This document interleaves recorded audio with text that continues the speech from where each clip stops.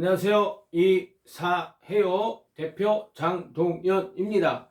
2022년 3월 말, 정말 너무너무 바빴습니다. 그래서 제가 안 먹던 영양제도 지금 챙겨 먹고 있어요. 그 정도로 좀 많이 바빠서 제가 이번 영상을 올리는데 좀 시간이 길었습니다. 죄송하고요. 자, 오늘 본론 주제 넘어갈게요.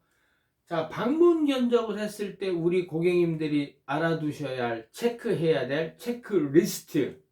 제가 어느 집에 방문을 해보면 우리 고객님 이제 수첩이나 메모지에 몇 가지를 이렇게 적어서 저한테 1번, 2번, 3번 질문하시는 경우가 있어요. 근데 실제 이사 업체가 좋은 곳인지 제대로 된 곳인지 요거를 파악하는데 불필요한 내용들을 많이 물어보세요. 그래서 제가 이사 업체가 우리 집에 방문 왔을 때 어떤 것들을 여쭤봐야 되는지 그 부분에 대해서 제가 오늘 한번 설명을 드릴게요. 가장 많이 물어보시는 게 하루에 이사를 몇 개 합니까? 근데 이거 꼭 하긴 해야 됩니다. 왜 그러냐면 하루에 이사를 2개 하는 이삿짐 센터가 있는지 없는지는 모르겠지만 2개를 하면 안 되거든요. 그리고 실제로 2개가 불가능해요. 그리고 실제로 하루에 이사 2개를 하는 이삿짐 센터가 있다. 그곳은 조만간 아마 망할 거예요. 이삿짐 센터가 망하는 지름길이 하루에 이사 2개 하는 거예요. 오전에 하나 후다다다다닥 한 명 더 들어가서, 그리고 오후에 가서 또 한 명 더 들어가서 후다다다다닥 해서 끝냈어요. 그럼 오전 고객님한테도 불만족스러운 이사가 되고 오후 고객님께도 불만족스러운 이사가 돼서 다시는 그 이삿짐 센터한테 그 고객님들은 연락을 하시지 않게 돼요. 그래서 중요하지만 대부분의 용달이사 업체든 이삿짐 센터든 하루에 2개는 하지 않습니다. 그래도 한번 체크해 보는 게 좋으시고요.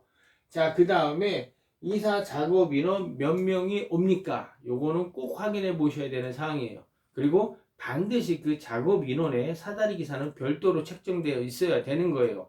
그래서 보통 5톤에 4명, 6톤에 4명에서 5명, 자, 7톤에서 5명에서 6명, 자, 10톤에서 7명 이상, 요렇게 보통 작업 인원이 들어갑니다. 사다리 기사 빼는 거예요. 자, 그런데 어떤 고객님이 저한테 이제 컴플레인 전화가 들어와요. 막 어떻게 이사를 이렇게 할 수 있냐. 그러니까 제가 해드린 이사가 아니고 다른 센터에서 이사를 했는데, 그래서 가격 확인하고 작업 인원 확인하다 보면 막 7톤에서 10톤인데 막 4명이 들어가고 5명이 들어가고 이렇게 해서 작업한 경우가 굉장히 많아요. 그러면 이사가 짐이 많은데 사람이 적으면 그 한 사람당 해야 되는 일이 너무 많아지게 되죠. 그러면 꼼꼼하게 해드릴 수가 없는 거예요. 그래서 이제 그런 부분들을 체크하셔야 돼요. 어떤 고객님들은 이사는 4명이 한다, 이렇게 알고 계세요. 5톤이 4명이에요. 그리고 5톤도 뭐 큰 짐 다 버리고 작은 짐만 5톤으로 가져가신다, 이래 버리면 5톤도 5명이 들어가는 경우가 있습니다. 우리 고객님들 인원수, 작업 인원수는 내 짐량 톤수에 따라서 달라지고 작업 조건, 사다리로 올리느냐 엘리베이터로 올리느냐에 따라서 플러스 알파가 생길 수 있다는 점 꼭 알아두셔야 됩니다. 자, 그리고 어떤 경우에 사람은 많이 왔어요. 근데 고객님 불만이 너무 많은 불만족스러운 이사가 됐어요. 그런 경우에는 A급 기사, B급 기사 인원수가 적고 초보 인원수가 많은 거죠. 이게 무슨 말이냐면, 자, 우리 집에 뭐 세탁기도 있고 건조기도 있고 뭐 붙박이 장롱도 있고 여러 가지가 있어요. 그러면 그 이삿짐 물품마다 난이도가 있어요. 난이도. 자, 붙박이 장롱 A급 난이도, 그 다음에 뭐 슬라이드 장롱 A급 난이도, 그 다음에 뭐 500만 원 정도 되는 세탁기, 그 다음에 호수와 건조기, 세탁기 건조기인데 호수가 내부로 연결되어 있는 거, 요런 것들은 난이도가 있는 물품이에요. 그럼 그런 물품들을 할 수 있는 기사가 필요하고, 그 다음에 또 옷만 포장해서 담고 옷만 정리하는 기사도 있고, 그 다음에 구루마 작업으로 왔다 갔다 하는 작업 인원만도 있어요. 그래서 내 이삿짐이 다 난이도가 A급 난이도는 아니에요.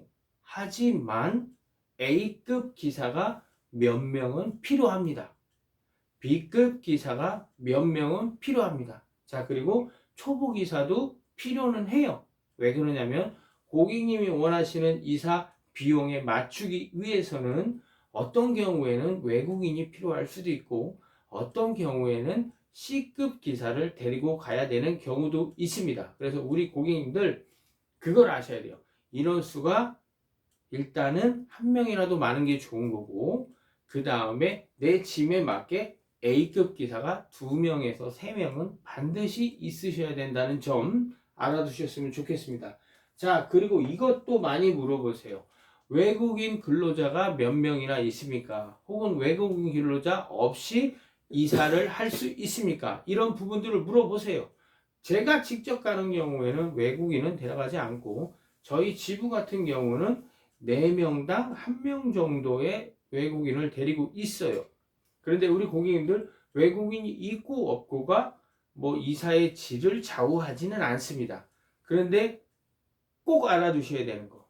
우리 이삿짐 센터에서 일한 외국인이 몇 년 차냐?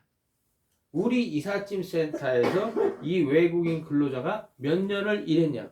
뭐 우리 이삿짐 센터에서 만약에 한 5년 일한 사람이다. 그러면 일도 잘하고 우리 고객님이 생각하시는 우려하시는 이삿짐 파손이나 분실이나 그런 부분들은 걱정하시지 않으셔도 될 것 같아요. 그러나 뭐 6개월 미만의 우리 이삿짐 센터에서 일한 지 6개월 미만이고 한국에 들어온 지 뭐 1년 미만이고 이런 분들의 경우에는 다소 그런 우려를 하실만 하세요. 하지만 우리 이삿짐 센터에서 일한 지 연차가 좀 됐다.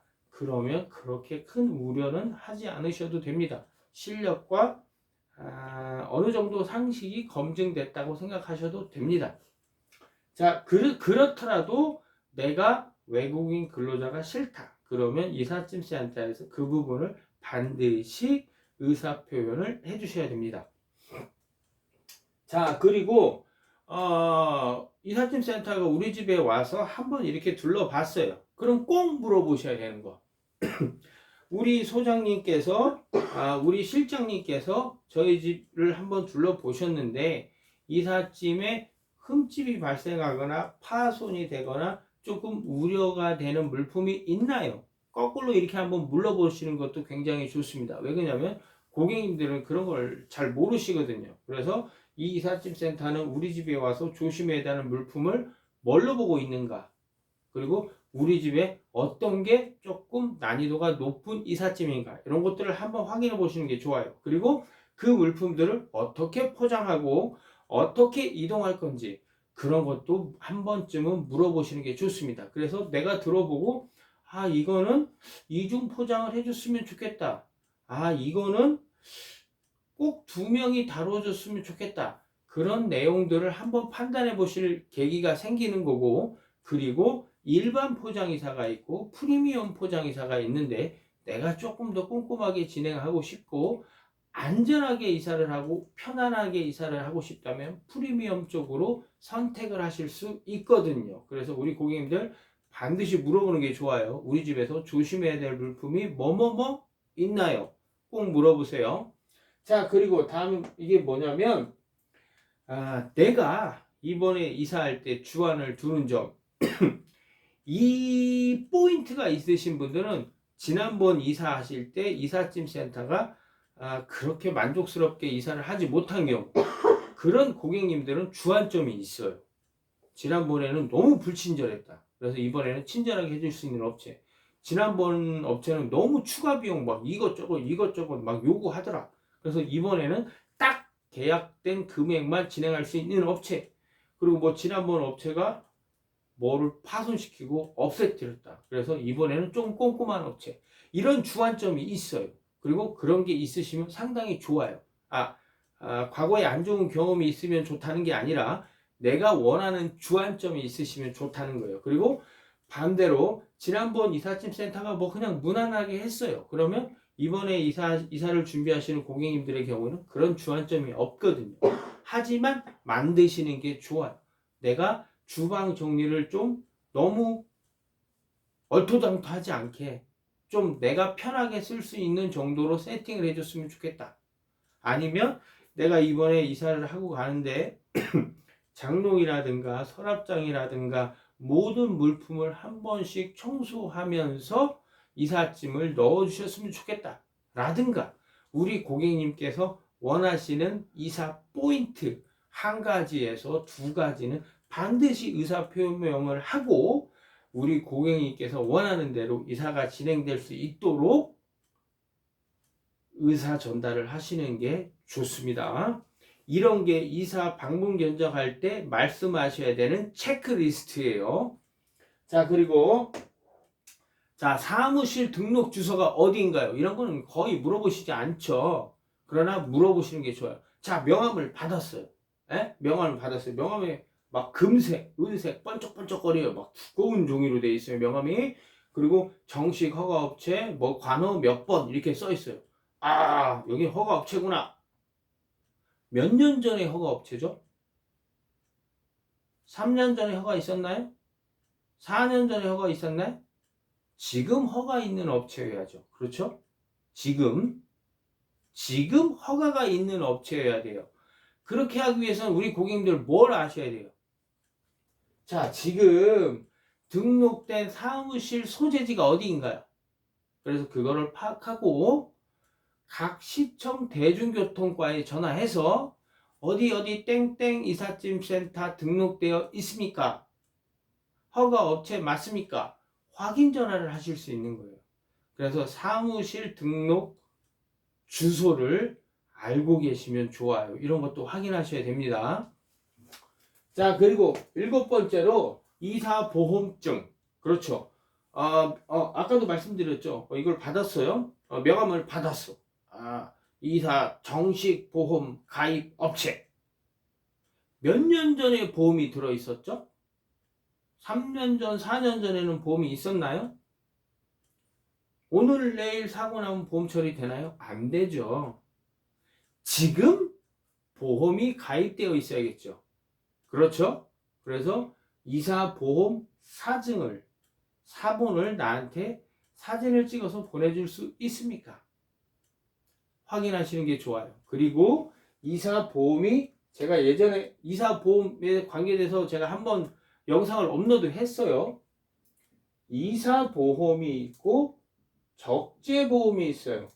이사보험은 우리 고객님들 생각하시는 대로 이사와 관련된 물품을 파손했을 때 보험 처리가 되는 보험이에요. 그러나 우리 고객님들 알고 계셔야 되는 부분이 있다고 했죠. 그게 뭐냐면 어떤 물품은 이사보험 처리가 안 돼요. 그리고 또 어떤 물품은 우리 고객님의 협조가 있으면 이사보험 처리가 됩니다. 그러니까 그 부분은 이전 영상에서 확인하시고요. 자, 그 다음에 그럼 적재보험은 뭐냐?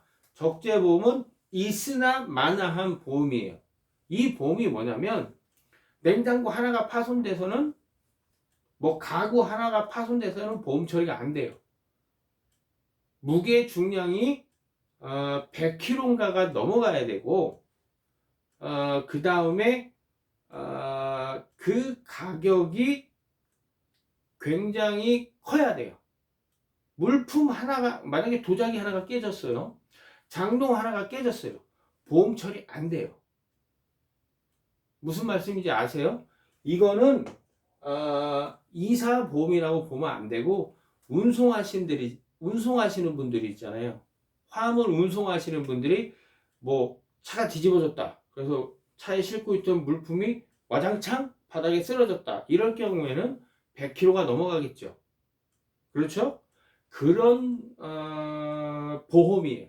그거는 이사보험이 아니고 그냥 적재물 보험이에요. 그래서 이사보험과 적재물 보험이 다르기 때문에 우리 고객님들 어떤 보험을 가지고 있는지도 확인해 두시는 게 좋습니다. 그래서 이사보험 사진을 찍어서 보내주실 수 있나요? 그래서 언제 날짜가 시작이 됐고 만료 일자가 언제인지 확인을 해 두시는 것도 필요합니다.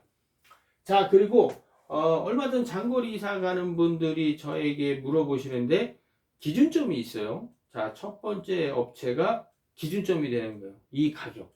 근데 제가 그 가격보다 조금 높았어요. 그러니까 우리 고객님은 이 낮은 가격으로 맞춰줄 수 있습니까?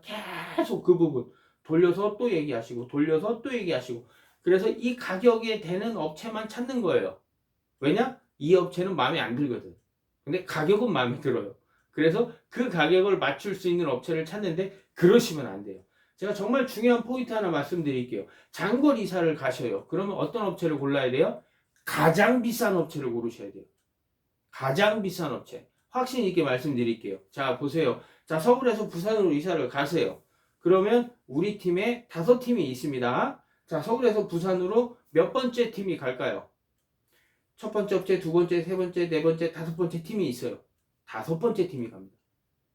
왜 그럴까요? 서울에서 부산으로 가요. 이 고객님 다음에 이사할 때 우리한테 연락 줄까요? 아니죠. 부산 업체에서 찾아서 부산에 있는 이사짐 센터를 이용하겠죠. 그러면 내가 아무리 이사를 잘해드려도 나한테 연락이 올 확률이 0%예요. 그렇죠? 그러면 내가 굳이 그 고객님한테 A 기사를 여러 명 보내고 비싼 인력의 좋은 기사들을 보내서 내 마진을 줄여야만 하는 그런 상황은 만들지 않겠죠. 일반적인 상식을 가지고 있는 사람이라면 그러면 저가 인력들을 보내서 내 마진을 더 많이 먹으려고 하겠죠. 그러다 보니까 장거리 이사 가시는 분들은 이삿짐 정리도 안 되고 물품도 많이 파손되고 최고 많아요. 최고 많아. 장거리 이사가. 그래서 장거리 이사는 제가 보통 포장 이사는 가격대가 낮은 데부터 높은 데까지 있다면 중간 정도의 업체에서 선택을 하셔도 무난하다고 말씀드려요. 근데 장거리 이사를 가신다. 그럼 낮은 업체부터 높은 업체까지 있어요. 높은 업체 고르시면 됩니다. 제가 볼 때는 그래요. 한 번쯤 참고하면 좋을 것 같아요. 자, 그리고 사진을 받아서 먼저 1차 견적을 받으시는 분들이 상당히 많이 계세요. 근데 사진을 보내는데 잘못 보내시는 분들이 너무 많으세요. 자, 제가 먼저 말씀드릴게요. 우리 고객님들이 한번 맞춰보세요. 자, 냉장고 있고요. 세탁기 있고, 침대 있고, 건조기 있고, 스타일러 있고, 식탁 있어요. 이 집 몇 평이에요? 장롱도 2개 있어요. 이 집 몇 평일 것 같아요? 맞춰보세요.